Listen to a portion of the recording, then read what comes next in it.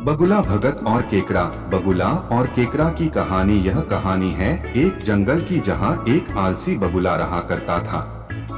वह इतना आलसी था कि कोई काम करना तो दूर, उससे अपने लिए खाना ढूंढने में भी आलस आता था। अपने इस आलस के कारण बगुले को कई बार पूरा पूरा दिन भूखा रहना पड़ता था।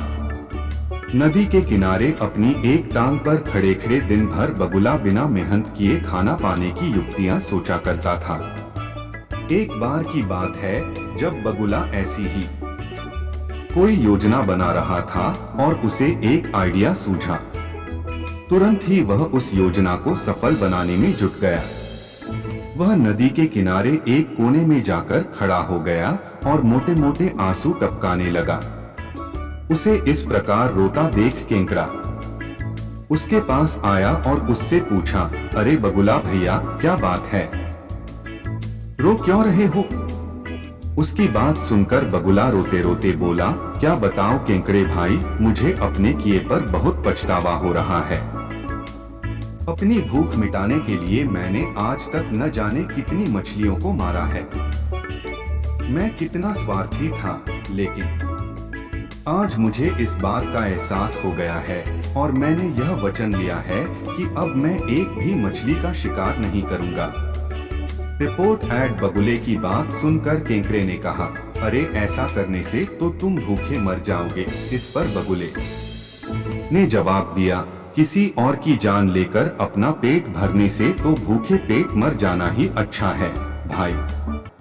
वैसे भी मुझे कल त्रिकालीन बाबा मिले थे और उन्होंने मुझसे कहा कि कुछ ही समय में 12 साल के लिए सूखा पड़ने वाला है, जिस कारण सब मर जाएंगे। केकड़े ने जाकर यह बात तालाब के सभी जीवों को बता दी। अच्छा, तालाब में रहने वाले कछुए ने चौंक कर पूछा, तो फिर इसका क्या हल है? इस पर बगुले भगत ने कहा, यहाँ से कुछ कोस दूर एक तालाब है, हम सभी उस तालाब में जाकर रह सकते हैं। वहाँ का पानी कभी नहीं सूखता। मैं एक एक को अपनी पीठ पर बैठाकर वहाँ छोड़कर आ सकता हूँ। उसकी यह बात सुनकर सारे जानवर खुश हो गए। रिपोर्ट एड। अगले दिन से बगुले ने अपनी पीठ पर एक एक जीव को ले जाना शुरू कर दिया। वह उन्हें नदी से कुछ दूर ले जाता और एक चट्टान पर ले जाकर मार डालता। कई बार वह एक बार में 2 जीवों को ले जाता और भर पेट भोजन करता। उस चट्टान पर उस जीवों की हड्डियों का ढेर लगने लगा था। बगुला अपने मन में सोचा करता था कि दुनिया भी कैसे मूर्ख है, इतनी आसानी से मेरी बातों में आ गए। ऐसा कई दिनों तक चलता रहा। एक दिन केकड़े ने बगुले से कहा, बगुला भैया, तुम हर रोज किसी न किसी को ले जाते हो, मेरा नंबर कब आएगा? तो बगुले ने कहा, ठीक है, आज तुम्हें ले चलता हूँ। यह कहकर उसने केकड़े को अपनी पीठ पर बिठाया और उड़ चला। रिपोर्ट एड। जब वो दोनों उस चट्टान के पास पहुँचे तो केकड़े ने वहाँ अन्य जीवों की हड्डियां देखी और उसका दिमाग दौड़ पड़ा। उसने तुरंत बगुले से पूछा कि ये हड्डियां किसकी हैं और जलाशय कितना दूर है। उसकी बात सुनकर बगुला जोर जोर से हंसने लगा और बोला, कोई जलाशय नहीं है और ये सारी तुम्हारे साथियों की हड्डियां हैं जिन्हें मैं खा गया।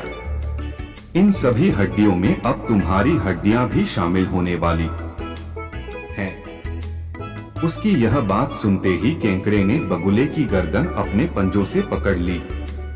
कुछ ही देर में बगुले के प्राण निकल गए। इसके बाद केकड़ा लौटकर नदी के पास गया और अपने बाकी साथियों को सारी बात बताई।